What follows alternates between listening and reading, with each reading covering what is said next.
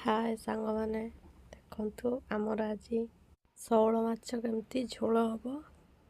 ଲୁଣ ପଡ଼ିଲା, ତାପରେ ତେଲ ହଳଦୀ ପଡ଼ିଲା, ତାପରେ ତାକୁ ଗୋଳେଇ ଦିଆଯିବ। ତାପରେ ଗୋଳେଇ ସାରିଲା ପରେ ଏଠି କଢ଼ାର ତେଲ ପଡ଼ିଲା। ଦେଖନ୍ତୁ ତେଲ କେମିତି ବହୁତ ସେ ଗରମ ହେଇଗଲାଣି। ତାପରେ ମାଛ ପିସ୍ ବି ପକାଇ ଦିଆଗଲା। ତାପରେ ଜାଳ ଦିଆଗଲା ଚୁଲିର। ତାପରେ ଦେଖନ୍ତୁ ମାଛ ସବୁ ପକା ସରିଗଲା ପରେ ତାପରେ ତାକୁ କେମିତି ନଉଟା ଗଲା।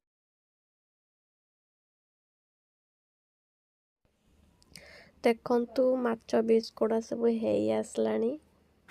ତାକୁ ଏବେ ବାହାର କରିଦିଆଯିବ। ବାହାର କରିସାରିଲା ପରେ ତାପରେ ଆଉ ଯେଉଁ ବଳକା ମାଛ ଥିଲା ତାକୁ ଆଉ ଥରେ କଢ଼ାରେ ପକାଇକି ଭଜାଗଲା। ଭଜା ହେଇସାରିଲା ପରେ ତାକୁ ବି ବାହାର କରିଦିଆଗଲା। ତାପରେ ଏଠି ମସଲା ବାଟିକି ରଖାହେଇଥିଲା।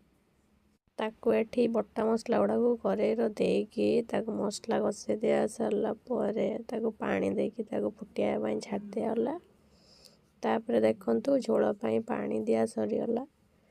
ତାପରେ ଏଠି ବାଇଗଣ ଆଉ ଆଳୁକୁ କାଟିକି ରଖାହେଇଥିଲା, ତାକୁ ଧୋଇକିରି ପକାଗଲା କରେଇର। ତାପରେ ଦେଖନ୍ତୁ ଝୋଳ ଗୁଡ଼ା ସେ ଫୁଟି ଆସିଲାଣି। ଆଳୁ ବାଇଗଣ ବି ସିଝି ଆସିଲାଣି। ତାପରେ ଏବେ ମାଛକୁ ପକାଇକି ଫୁଟାଇ ଦିଆଗଲା। ତାପରେ ଆମ ତରକାରୀ ପୁରା ପ୍ରସ୍ତୁତ।